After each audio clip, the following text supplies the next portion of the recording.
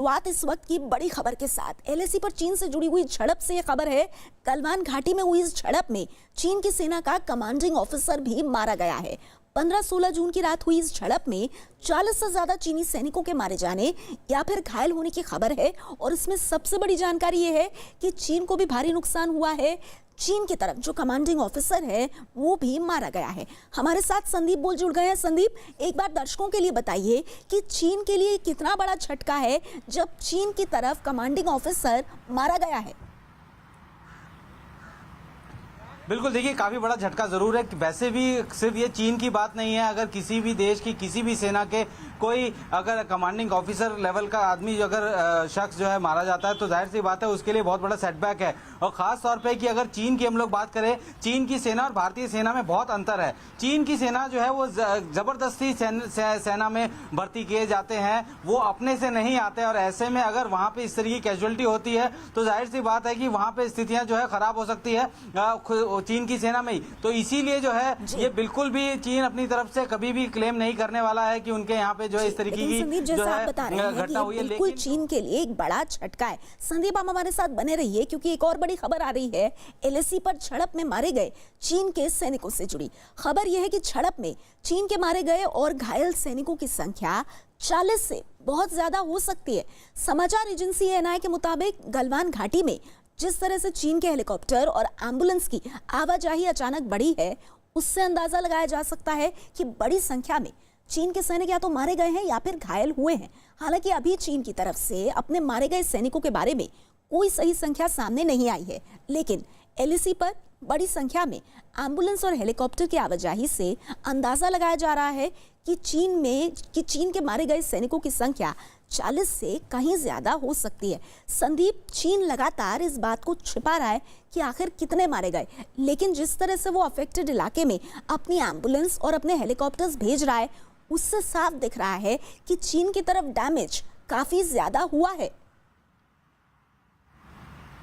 बिल्कुल, देखिए डैमेज तो काफी हुआ है चीन की तरफ, और चीन को भी इस तरीके की एक्सपेक्टेशंस नहीं होंगी कि इस तरीके की स्थितियां हो जाएंगी और यहां तक पहुंच जाएंगी। लेकिन आपको याद होगा कि अभी थोड़ी देर पहले एक रिपोर्ट जो है यूएस मीडिया में आई थी। रक्षा मंत्रालय के सूत्रों के मुताबिक वो रिपोर्ट जो है वो ऑथेंटिक है, यानी कि जो 35 जो मारे जाने की जो चीन के सेना की जो वहां पे क्लेम किया गया उस रिपोर्ट में, उसको जो है वो सही ठहराया जा रहा है, वो क्लेम जो है सही बताया जा रहा है। ऐसी जानकारी हम लोगों को मिली है। साथ ही तकरीबन 1 घंटे तक जो बैठक चली, यहाँ पे रक्षा मंत्री ने, तीनों सेना प्रमुख मौजूद थे, सीडीएस भी मौजूद थे, उसमें रक्षा मंत्री ने साफ कहा है कि हम किसी भी तरीके का समझौता जो है सीमा पर नहीं करेंगे, यानी कि जो हमारा क्लेम है उसको हम बरकरार रखेंगे। सेना को पूरी तरह से छूट देती हुई, और जैसा संदीप आप बता रहे हैं कि उसके साथ ही डिप्लोमेटिक चैनल्स के थ्रू भी बातचीत जो है वो चीन से चल रही है। हमारे साथ इस वक्त ब्रिगेडियर विनोद दत्ता जुड़ गए, माफ कीजिएगा।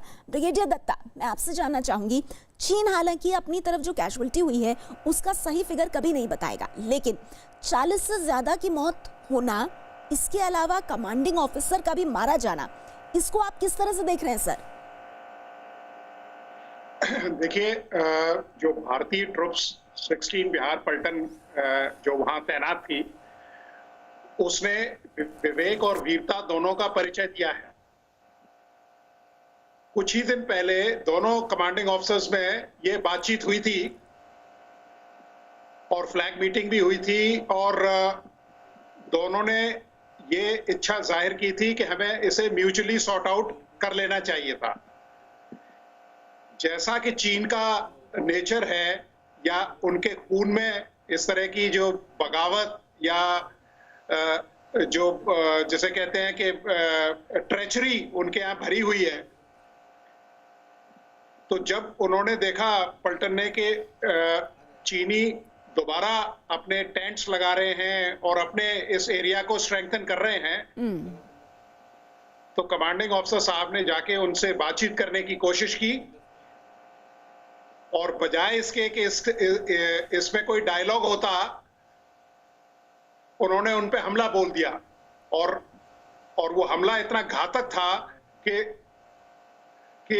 कमांडिंग ऑफिसर साहब को काफी चोट पहुंची, और जिससे जो पलटन के बाकी अफसरान और जो जवान थे वो इतने चार्ज हो गए कि वो भी चीनी सेना के ऊपर टूट पड़े और ये जो ब्लडी ड्वेल है, जो ये खूनी जंग रही, फिजिकल जंग रही, जी उसमें 20 हमारे सैनिक हताहत हुए और करीब 40-45 चीनी सेना के सर जो सैनिक थे उनको मार गिराया गया। दत्ता, ये जो कहा जा रहा है ना कि आखिर चीन की तरफ कितना डैमेज हुआ है, इसी को लेकर के अभी काफी उहापोह की स्थिति बनी हुई है। क्योंकि देखिए, अमेरिका के अखबार यूएस न्यूज ने अमेरिकी खुफिया सूत्रों के हवाले से दावा किया है, और ये बड़ी खबर है कि गलवान घाटी में हुई झड़प में चीन के 35 सैनिक मारे गए हैं।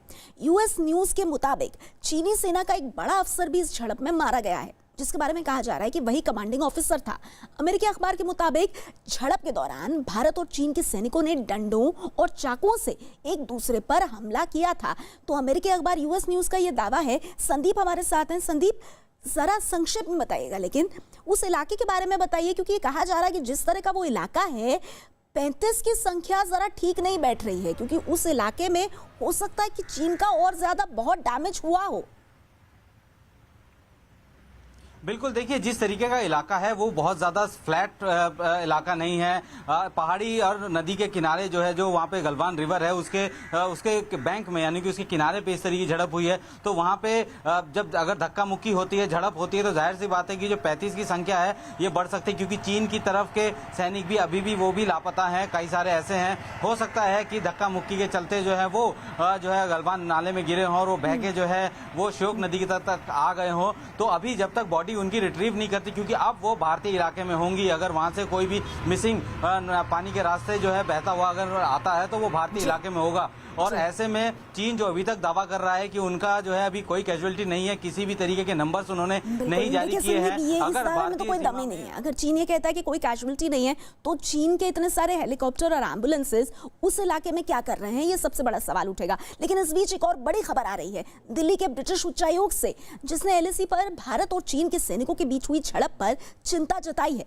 ब्रिटिश उच्चायोग ने बयान जारी कर कहा है कि एलएसी पर हिंसा किसी के हित में नहीं है और भारत और चीन बातचीत से इस समस्या का समाधान करें। तो ये इस वक्त की बड़ी खबर है। ब्रिटिश उच्चायोग से एक चिंता जाहिर की गई है और ये साफ किया गया है कि ब्रिटिश उच्चायोग की तरफ से कि एलएसी पर हिंसा किसी के हित में नहीं है और बातचीत से भारत और चीन इस समस्या को सुलझाएं। हमारे साथ इस चर्चा में विंग कमांडर अभिषेक मतिमान जी भी जुड़ गए हैं। विंग कमांडर अभिषेक मतिमान, मैं आपसे जानना चाहूंगी, ऐसा लग रहा है जैसे कि विश्व जो है वो काफी ज्यादा चिंतित है भारत और चीन के बीच जो कुछ हुआ है, और मान रहा है कि चीन के मुकाबले अब भारत भी बहुत तगड़ा एडवर्सरी है। देखिए, इसमें कोई दो मत नहीं हो सकते कि ये जो प्रॉब्लम राइट नाउ जो हमारे सामने उपस्थित है चीन की आर्मी के रूप में, पीएलए आर्मी के रूप में, ये काफी बड़ी प्रॉब्लम है और ये लोकलाइज फिनोमेना नहीं है। सारी दुनिया और सारे विश्व की नजर इस वक्त हम पर है। जैसा कि आपने हाल के टाइम में देखा, जब से कोरोना वायरस का संक्रमण पूरे विश्व में फैला है, तो सारी दुनिया इनके क्रियाकलापों से त्रस्त है। दुनिया इनसे निजात पाना चाहती है। इनफैक्ट कई सारे देश, वेस्टर्न यूरोपियन नेशंस, अमेरिका और कई सारे लोग एकजुट हो रहे हैं। The world opinion is generally against the Chinese at this point of time. बिल्कुल ठीक बात आप कह रहे हैं, क्योंकि देखिए अभी क्या है कि कोरोना का ये जो वक्त चल रहा है, इसमें चीन से जिस तरह से बीमारी निकली है और फैली है, उसको लेकर चीन विश्व की नजर में एक खलनायक बन गया है। इस बीच हमारे साथ संवाददाता दीपक रावत भी मौजूद हैं। दीपक, ब्रिटिश उच्चायोग ने चिंता जताई है और इसी तरह से ऐसा लग रहा है मानो पूरे विश्व की नजर भारत और चीन के बीच में ये जो झड़प हुई है इस पर है, और सभी चाहते हैं कि मामला जो है वो ज्यादा एस्केलेट ना हो। जी देखिए, विश्व पटल पे तो नाराज़गी हर जगह से जाहिर की जा रही है, लेकिन अगर भारत में बात करें तो हर जगह रोष है। कुछ देर पहले चीन दूतावास के बाहर इस वक्त मौजूद हैं। कुछ देर पहले कुछ भूतपूर्व सैनिक यहाँ पर पहुँचे थे, करीबन 5 से 10 की संख्या में वो लोग यहाँ पर पहुँचे थे। एक मेमोरेंडम देना था चीन एम्बेसी को कि इस तरीके की जो घटनाएँ हो रही हैं एलएसी पर, वो नहीं होनी चाहिए और इसमें जो है शांति से एक दूसरे के साथ बातचीत करनी चाहिए। लेकिन जो दिल्ली पुलिसकर्मी हो यहाँ पर तैनात हैं, आप देख सकते हैं कि भारी संख्या में दिल्ली पुलिसकर्मियों को यहाँ पर तैनात किया गया है और कोशिश ये की जा रही है कि किसी को भी यहाँ पर प्रोटेस्ट करने के लिए लिए कोई भी ना पहुंचे। हालांकि लगातार कई संगठन ऐसे हैं जो कि यहाँ पर प्रोटेस्ट करने के लिए पहुंचना चाहते थे, जिसमें हिंदू सेना भी शामिल थी। हालांकि थोड़ी देर पहले हिंदू सेना ने कहा कि पुलिस ने उनको इजाज़त नहीं दी, लेकिन कुछ भूतपूर्व सैनिक यहाँ पर पहुंचे थे, उनको यहाँ पर रोक लिया गया और उन सभी को डिटेन कर लिया गया है। थोड़ी तस्वीर आपको और दिखाएं तो देखिए बैरिकेडिंग लगातार की जा रही है, किसी को भी यहाँ तक आने की अनुमति नहीं दी गई है। इससे पहले ही सबको रोक दिया जा रहा है और जो भी यहाँ पर पहुँच रहा है उसे तुरंत डिटेन किया जा रहा है, क्योंकि कोरोना काल है और ऐसे में किसी को भी इस तरीके के प्रदर्शन की बिल्कुल भी इजाज़त नहीं है। और अब तस्वीरें आप देखिए तो पुलिसकर्मी तैनात हैं और पूरे इंतजाम किए गए हैं, क्योंकि लगातार ऐसी सूचनाएं मिल रही थी कि कई सारे संगठन जो हैं वो आ सकते हैं और दूतावास के बाहर इस तरीके का हंगामा कर सकते हैं। जी जी बिल्कुल। तो देखिए चीनी दूतावास के बाहर जो इस वक्त हालात हैं वो बिल्कुल भी चीन के अनुकूल नहीं है। हमारे साथ ब्रिगेडियर विनोद दत्ता हैं। ब्रिगेडियर दत्ता, मैं आपसे जानना चाहूंगी, जैसे हमारे संवाददाता दीपक रावत ने तस्वीरें दिखाई और उसके माध्यम से बताया कि चीन के दूतावास के बाहर जबरदस्त संख्या में लोग मौजूद थे, पूर्व सैनिक भी, और नाराजगी जताई है चीन के रवैये पर। पूरे देश में गुस्सा है, इसको किस तरह से समझा जाए सर? देखिए, ये जो चाइना ने जो ये जो कार्रवाई की है, इसका रोष भारत में नहीं सारे विश्व में है। और सब लोग जानते हैं कि ये जो एक्ट उन्होंने किया है, इसमें कोई भी सैनिक की कार्रवाई की झलक नहीं है। इसमें उसने धोखे से हमारे सैनिकों को आघात पहुंचाया है और किसी भी सैनिक युद्ध प्रणाली के हिसाब से ये कोई भी देश इसको मानने को तैयार नहीं होगा कि आप एक शांति दूत या कोई मीडिएशन के लिए आपसे बात करने के लिए आया है, आप उस पे वार करें और उसको आघात पहुंचाएं। बिल्कुल, तो यही सबसे ज्यादा अचरज भरी बात है सर कि डी एस्केलेशन पर बात बन गई थी। डी एस्केलेशन गलवान घाटी के उस पॉइंट से हो रहा था और उस दौरान चीन ने इस उकसावे की कार्रवाई को अंजाम दिया और इसीलिए हमारे विदेश मंत्रालय ने कहा कि चीन नियमों का पालन करता तो दोनों तरफ इस तरह की कैजुअलिटीज नहीं होती। लेकिन इस बीच एलएसी पर भारत और चीन की झड़प पर राहुल गांधी ने ट्वीट करते हुए सवाल पूछा। राहुल गांधी ने लिखा कि प्रधानमंत्री चुप क्यों हैं, वे छिप क्यों रहे हैं, अब बहुत हो गया, हम ये जानना चाहते हैं कि क्या हुआ। चीन ने हमारे सैनिकों को मारने की हिम्मत कैसे की, हमारी जमीन लेने की उनकी हिम्मत कैसे हुई?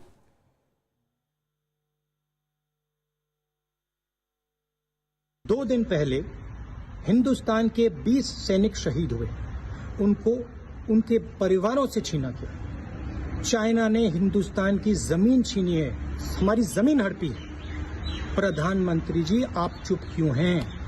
आप कहां छुप गए हैं? आप बाहर आइए। पूरा देश, हम सब आपके साथ खड़े हैं, एक साथ खड़ा हुआ है आपके साथ देश। बाहर आइए, देश को सच्चाई बताइए, डरिए मत।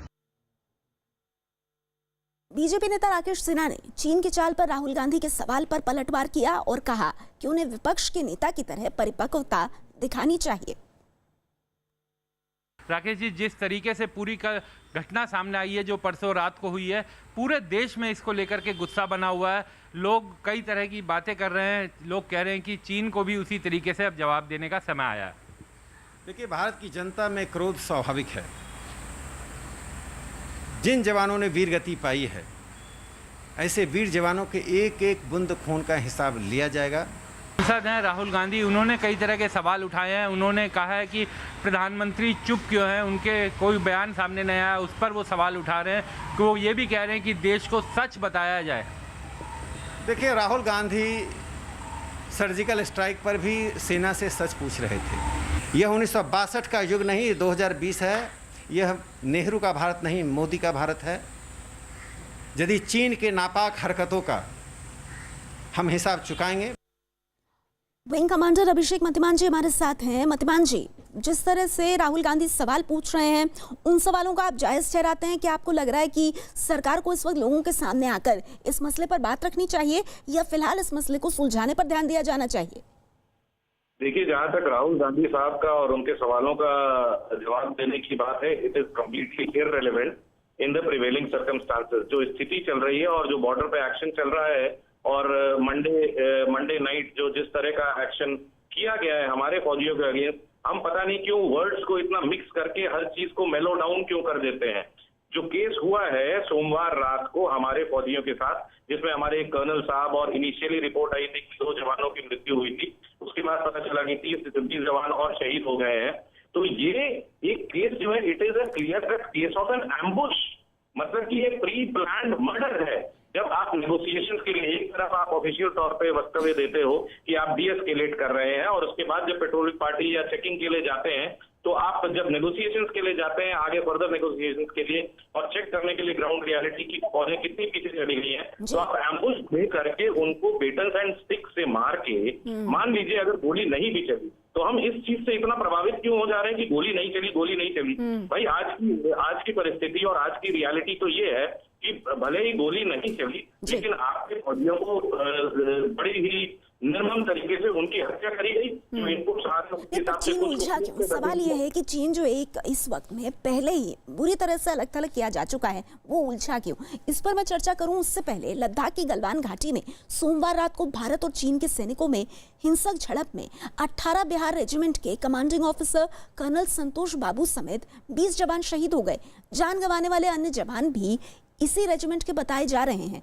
कर्नल संतोष 18 महीने से लद्दाख में भारतीय सीमा की सुरक्षा में तैनात थे। वहीं शहीद कुंदन ओझा, शहीद राजेश ओरन, शहीद अंकुश ठाकुर, शहीद कुंदन यादव और शहीद पलनी भी शामिल हैं। शहीद कर्नल संतोष के परिवार में पत्नी, एक बेटा और एक बेटी हैं। उनके पिता फिजिकल एजुकेशन के टीचर हैं। शहीद संतोष ने हैदराबाद के सैनिक स्कूल से पढ़ाई की, फिर वो एनडीए के लिए चुने गए थे। उनकी मां ने कहा कि इकलौता बेटा खोने से वो दुखी हैं, लेकिन बेटे की देश के लिए कुर्बानी पर उन्हें गर्व है। वहीं शहीद कर्नल संतोष का पार्थिव शरीर आज विमान से हैदराबाद लाया जाएगा।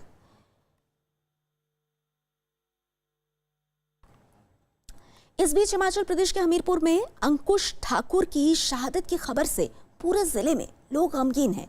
अंकुश ठाकुर एलएसी पर चीन के साथ झड़प के दौरान शहीद हो गए थे।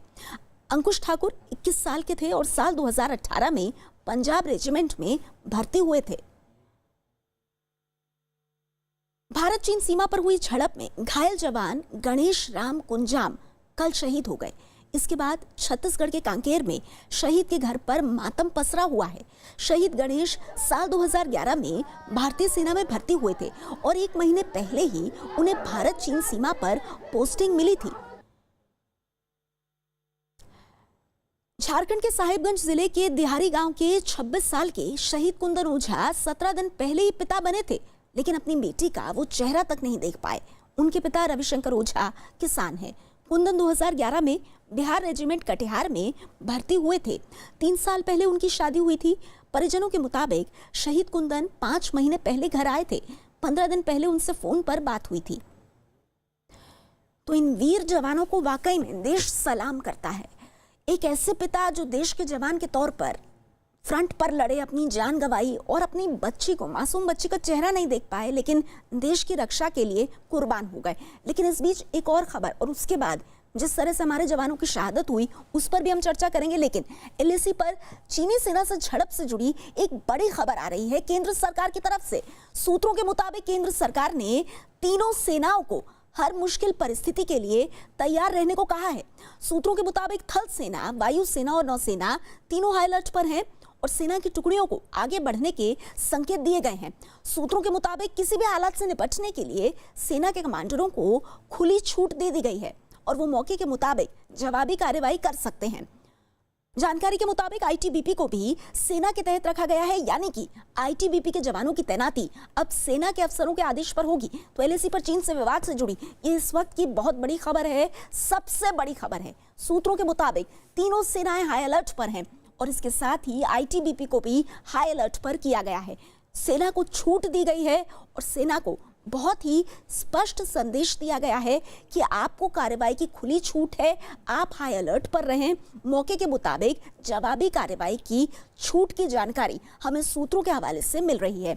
आईटीबीपी को भी सेना के तहत लाया गया है, यानी कि भले ही इस झड़प में भारत ने मुंहतोड़ जवाब चीन को दिया हो, लेकिन चीन के नेचर से, चीन की हरकतों से वाकिफ भारत किसी भी तरह से अपनी कोशिशों को कम नहीं करना चाहता। हमारे साथ हमारे पॉलिटिकल एडिटर अमिताभ सिन्हा जुड़ गए हैं। अमिताभ, किस तरह से इस खबर को देखा जाए? ऐसा लग रहा है कि भारत सरकार पूरी तरह से तैयार है और सेना को भी उसी तरह से चौकसी बरतने के निर्देश दे दिए गए हैं। बिल्कुल, सेना को चौकसी बरतने के निर्देश, और दिल्ली से पूछे भी नहीं, अगर उस स्थान पे कुछ हरकत हो रही हो दुश्मन सेना की तरफ से, तो वहां कार्रवाई करने के निर्देश पहले से ही दिए जा चुके थे। जब हाथापाई की नौबत आई थी उसके पहले ही सेना को कह दिया गया था। इसलिए सेना पूरी तरह से वहां पर तैयार थी, जो भी हमारे जवान थे, कि चीनी सेना को इस तरफ घुसने नहीं देना है। अब सरकार ने लगातार मंथन चल रहा है। जैसे कल भी आप जानते हो, कल सुबह 7:30 बजे से धक्का मुक्की की घटनाओं के बाद, सैनिकों की मौत के बाद, धक्का मुक्की घटनाओं के बाद 7:30 बजे सुबह से लगातार शाम तक उस सीमा पर बैठक चली है। अब सरकार ने 2-3 जो सेना को आदेश दिए, उसमें कुछ मूवमेंट हो सकता है कि ट्रुप मूवमेंट्स आगे हो, कुछ सेना की टुकड़ियां आगे बढ़े और रिइंफोर्समेंट के लिए और अपनी पोजीशन को सुदृढ़ करने के लिए उनको कहा गया है कि आप अपनी जगहों पे अपने फैसले ले सकते हैं। कुल मिलाकर भारत सरकार पूरी तरह से ताकत झोंक रही है और पीछे न हटने के संकेत दे रही है। बिल्कुल। ब्रिगेडियर विनोद दत्ता, जो बात हमारे पॉलिटिकल एडिटर अमिताभ जी ने कही, मैं उसी से एक बात उठाते हुए आपसे जानना चाहूंगी कि क्या इसमें सबसे बड़ा शिफ्ट आप ये देख रहे हैं कि केंद्र की तरफ से बहुत साफ कर दिया गया है, मोदी सरकार की तरफ से, कि परिस्थिति के मुताबिक आपको पूरी तरह से छूट है, और वो छूट ऐसे है कि आपको दिल्ली से पूछने की जरूरत नहीं कि आपको क्या करना है? हाँ, बिल्कुल ठीक कहा आपने, क्योंकि देखिए, जब आप कांटेक्ट में होते हैं या बॉर्डर पे होते हैं, तो आप you cannot look back to the political leadership or to the people who are sitting in Delhi in corridors of power. तो आपको परिस्थिति के हिसाब से एक्शन लेना पड़ता है, और मोदी सरकार ने इस तरह की छूट दी गई है सशस्त्र सेनाओं में कि आप एक्शन जो मुनासिब हो उस सिचुएशन में वो आप ले सकते हैं। चाइनीज आर्मी को भी यही डर है, और बेसिकली उनका जो डर है वो 3 चीजों से है कि अभी वो इस तरह से डरे हुए हैं कि इंडियन आर्मी रिटेलिएट करेगी। क्योंकि पहली बात, इसमें 3 चीजों पे हमें अभी ध्यान देना होगा। पहली बात, संयम, भारतीय सेना को संयम बरतना पड़ेगा। दूसरी बात, जो मोराल है ट्रुप्स का, जो पलटन है वहाँ 16 बिहार हो गई, या जो और सिस्टर बटालियंस हैं उस ब्रिगेड की, उनका भी खून खौल रहा होगा। तो उनका जो संयम है, उनका जो मोराल है, वो बरकरार रखने के लिए हमें स्टेप्स लेने पड़ेंगे। और भारतीय सेना, मैं आपको दावे के साथ कह सकता हूँ कि जब भी मौका मिलेगा, वो चीनी सेना पे भारी पड़ेगी और उसको माकूल जवाब देगी। आपने जो बड़ी बात कही, इस पर मैं बाकी लोगों से जवाब लूं, उससे पहले इस वक्त बड़ी खबर आ रही है रक्षा मंत्रालय से, जहां लगभग 1 घंटे तक रक्षा मंत्री और तीनों सेनाओं के प्रमुखों की बैठक चली है। सूत्रों के मुताबिक इस बैठक में रक्षा मंत्री ने कहा कि भारत अपनी जमीन से कोई समझौता नहीं करेगा। चीन से झड़प के बाद तीनों सेनाओं के प्रमुखों ने रक्षा मंत्री राजनाथ सिंह को मौजूदा हालात पर जानकारी दी है, और बहुत साफ कर दिया गया है भारत सरकार की तरफ से कि अपनी जमीन पर 1 इंच, आधा इंच भी भारत पीछे नहीं हटेगा। तो बहुत क्लियर इंडिकेशन, क्लियर जानकारी रक्षा मंत्री बोले हैं कि भारत अपनी अखंडता से समझौता नहीं करेगा। हमारे साथ संदीप बोल मौजूद हैं। संदीप, भारत ने बहुत साफ कर दिया, भारत सरकार ने, कि अपनी जमीन का 1 इंच चीन को जाने नहीं देंगे। बिल्कुल, देखिए, भारत की तरफ से लगातार जो है इस तरीके की बातें रक्षा मंत्री पहले भी कह चुके हैं, लेकिन चूंकि अब जिस तरीके की सिचुएशन है उसके मद्देनजर रक्षा मंत्री ने इस तरीके की बातें उस बैठक में कही है कि हम बिल्कुल समझौता नहीं करेंगे। यानी कि हम भी रिजिड हैं कि जो हमारी ज़मीन है वो हमारी ही रहेगी, वो किसी दूसरे के हाथों में नहीं दी जाएगी, और किसी भी तरीके से भी जो है उसको नहीं होने दिया जाएगा। इसीलिए उस बैठक में जो है तकरीबन 1 घंटे तक बैठक चली, जिसमें CDS और तीनों सेना प्रमुख मौजूद थे। उन्होंने सारी मूवमेंट के बारे में जानकारी दी, मौजूदा हालात के बारे में जानकारी दी कि आखिर वहां पे सीमा पर किस तरीके के हालात है, और साथ ही ये भी बताया कि जो 4000 किलोमीटर के आसपास की जो सीमा है, वहां पे अलग अलग पॉइंट्स पे किस तरीके की सिचुएशंस अभी बनी हुई है, उसका पूरा ब्यौरा जो है इस वक्त थोड़ी देर पहले जो है जो बैठक खत्म हुई है उसमें रक्षा मंत्री राजनाथ सिंह को दी गई है। लेकिन इतना जरूर साफ कहा गया है कि हम लोग समझौता नहीं करेंगे, हम अपनी जमीन नहीं छोड़ेंगे, हम अपनी पोजीशन को आगे बढ़ाते हुए विंग कमांडर मतिमान जी, मैं आपसे जानना चाहूंगी, क्या चीन इस तरह के किसी रिएक्शन को एक्सपेक्ट कर रहा था? ब्रिगेडियर विनोद दत्ता, आपका रिएक्शन पहले, क्या चीन इस तरह का कोई भी भारत की तरफ से स्टैंड क्या एंटिसिपेट कर रहा होगा? आपका अनुभव क्या कहता है? बिल्कुल कर रहा होगा। चीनी सेना सतर्क है, और जिस तरह के हेलीकॉप्टर्स वगैरह देखे गए हैं वो कैजुअलिटी इवैक्यूएशन के लिए मेन तौर पे इस्तेमाल किए गए हैं। लेकिन मुझे पूरा यकीन है कि चीनी सेना ने अपने जो ट्रुप्स हैं उनको रीइंफोर्स किया होगा, और वो सतर्क होंगे, और वो जानते हैं कि भारतीय सेना रिटेलिएट करेगी, क्योंकि बैटल ऑफ रेजांगला अगर आपको याद हो, इसी सरजमी पे कुमाऊं के जो वीर अहीर थे, उनकी एक कंपनी ने जिसमें 120 आदमी होते हैं, चीनी सैनिक करीब 2000 सैनिकों को मौत के घाट उतारा था। तो चीनी सेना चिंतित है, बिल्कुल वरिड है, और काफी उहापोह कंफ्यूजन है चीनी सेना में कि भारतीय सेना किस फॉर्म या किस मैनिफेस्टेशन में इसका जवाब देगी और रिटेलिएट करेगी, क्योंकि हमारी सेनाएं भी काफी आगे तक ऑफ अलर्ट में पहुंच चुकी हैं और स्टेट ऑफ रेडीनेस में हैं। जी बिल्कुल। और देखिए, इस बीच एक और जानकारी आपको दे दें, भारत और चीन के बीच पुल ही नहीं, सड़क पर भी विवाद चल रहा है। और सबसे बड़ी बात यह है कि इसी वजह से चीन में इतनी खलबली मची हुई है, क्योंकि चीन नहीं चाहता कि भारत एलएसी के पैरेलल अपनी सड़क का निर्माण करे। देखिए, तस्वीरें भी हम आपको दिखा रहे हैं, मैप के माध्यम से समझा रहे हैं कि किस तरह से गलवान घाटी में सड़क पर संग्राम चल रहा है। संदीप, आपसे मैं जरा संक्षेप में जानना चाहूंगी, चीन को इतनी परेशानी क्या हो रही है? चीन ने अपनी तरफ पूरा हाईवे बनाया, चीन अपनी तरफ सारा इंफ्रास्ट्रक्चर बनाता रहा, भारत अपने सियासी कारणों के चलते इतने सालों तक कुछ खास नहीं कर पाया। लेकिन अब जब भारत खुद को सुदृढ़ कर रहा है, वो भी अपने इलाके में, तो चीन को तकलीफ क्या है? देखिए नेहा, इसके लिए जो है चीन की मानसिकता समझनी पड़ेगी। चीन जो है वो एक विस्तारवादी नीति पे चलता है, यानी कि उसको दूसरे की जमीन हड़पने की जो है कोशिश में लगा रहता है। अगर अभी मौजूदा हालात में जो चीन का स्वरूप हमें दिखता है, उसमें 60% ऐसा हिस्सा है जो कि कब्जाया हुआ है, बाकी सब अलग अलग जगह, अलग अलग देशों को अपने अधीन करके। तो वही मंशा जो है चीन की है कि किसी भी तरीके से लद्दाख का पूरा इलाका जो है ये अपने पास जो है लिया जाए, और यही वजह है कि इस तरीके की सिचुएशन अभी क्रिएट हुई है। और अगर हम लोग बात करें कि जैसी हालात अभी बने हुए हैं, चीन भी जो है कोशिश कर रहा है कि वो बिल्कुल भी पीछे नहीं हटना चाहता। विस्तारवादी नीति पर जो है चीन लगातार आगे बढ़ रहा है, और उसी का नतीजा है कि वो अब सीधे तौर पर भारत के दरवाजे पर आकर खड़ा है, और वो अब उन जगहों पे आके जाके बैठ रहा है जहाँ पे कि जो है भारत का इलाका है। और ये कोई प्लान अभी का नहीं है नेहा, ये प्लान बहुत जो है पहले का प्लान है। बिल्कुल सही बात है, आप कह रहे हैं कि चीन की चालबाजियां बहुत वक्त से चलती आ रही हैं। लेकिन इस बीच एक और खबर आ रही है, देश के रक्षा मंत्री राजनाथ सिंह ने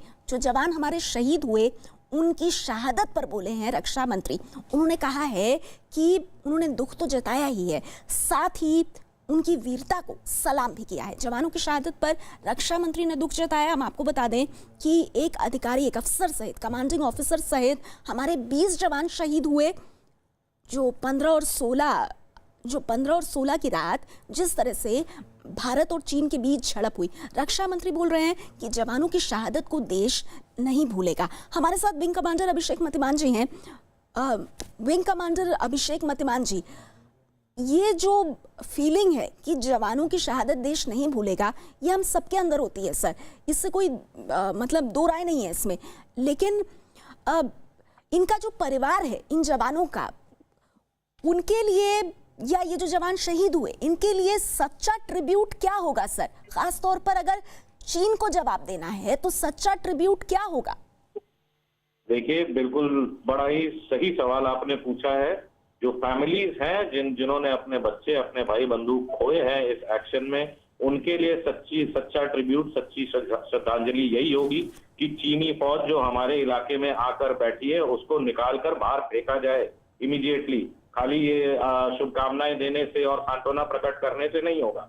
चीन एक प्री प्लान्ड एक्शन के तहत आकर गलवान वैली में बैठा है। मैं दर्शकों के बेनिफिट के लिए ये भी बता दूं कि 1962 में ऐसा हुआ था कि चीन इस पोजीशन से भी आगे तक आया था, लेकिन उसके बाद वो खुद अपनी मर्जी पर वापस जाके जो अप्रैल की पोजीशन थी उस जगह पे बैठ गया था, क्योंकि गलवान वैली में अपनी फोर्सेस को मेंटेन करना लॉजिस्टिक्स के लिहाज से काफी डिफिकल्ट था। लेकिन अब जब इस मई महीने में चीनी सैनिक और एक लार्ज नंबर्स में उतर के गलवान वैली में अंदर आए हैं, तो हमें बहुत बेसिक चीज है, हमें समझना चाहिए वो किसी पर्पज से आए हैं। पर्पज क्या है? पर्पज है हमारा हाईवे जो south of Galwan valley develop हो रहा है, बिल्कुल। तो वो उसको अपनी टारगेट और अपनी साइट में रखना चाहते हैं। बिल्कुल, लेकिन ताकि चीन के लिए भी ये जरूरत काफी पड़ने बड़ा पर सरप्राइज रहा होगा सर, क्योंकि शायद चीन ने ये एक्सपेक्ट नहीं किया होगा कि भारत इस तरह से रिटेलिएट करेगा। और उसके बाद तो सरकार ने भी बहुत साफ कर दिया है कि अपनी 1 इंच जमीन जो है वो चीन को नहीं देंगे।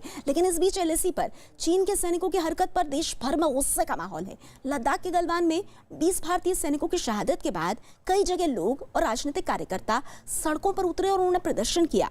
इस दौरान चीन के झंडे भी जलाए गए, साथ ही चीन के सामान का बहिष्कार करने की अपील की गई। देश के अलग अलग हिस्सों की हम आपको 5 तस्वीरें दिखा रहे हैं। देखिए कि किस तरह से उत्तर प्रदेश के बहराइच, प्रयागराज, कानपुर में, जबकि अहमदाबाद और इंदौर में भी लोगों ने चीन के खिलाफ प्रदर्शन किया है।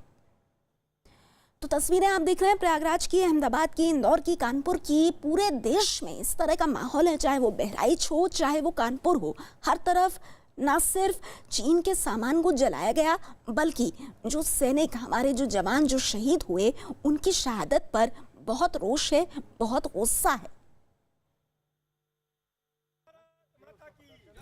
कानपुर में चीन की कायराना हरकत के विरोध में लोग सड़कों पर उतरे हैं। वहां लोगों ने चीन में बने टीवी को तोड़कर विरोध जताया। प्रदर्शन के दौरान लोगों ने टीवी सेट को सड़क पर पटक पटक कर तोड़ दिया। लोगों ने आरोप लगाया कि चीन ने भारत को भाई बोलकर धोखा दिया है। अरे जोर से विधायक बचने लगी।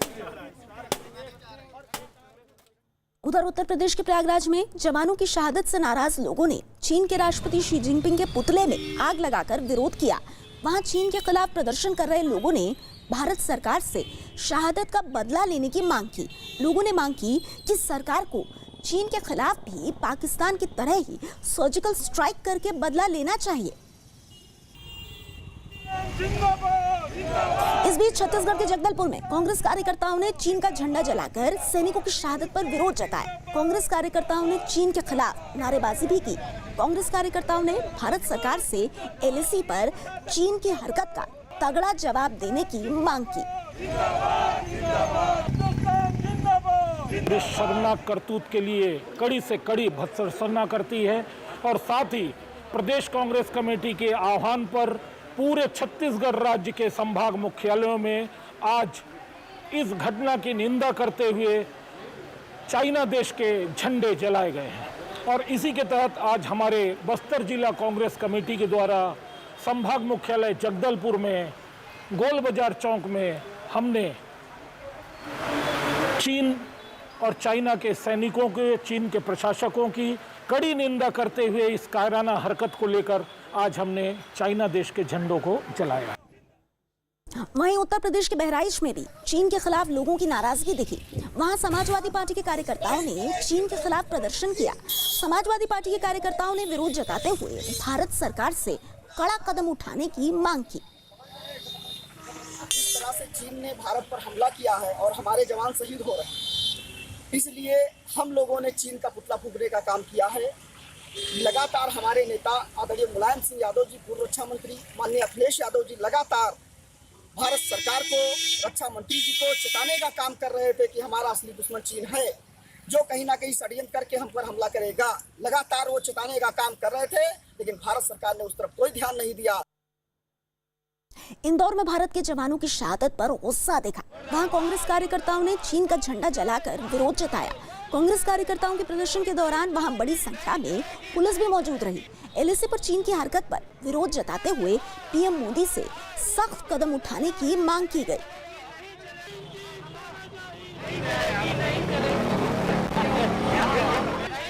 वाराणसी में सीमा पर शहीद हुए जवानों को श्रद्धांजलि दी गई। इस दौरान महिलाएं और बच्चों ने मार्च निकाला और एक एक कर वीर जवानों की शहादत को नमन किया। भारत और चीन के बीच सीमा पर खूनी झड़प में 20 भारतीय शहीद हुए हैं।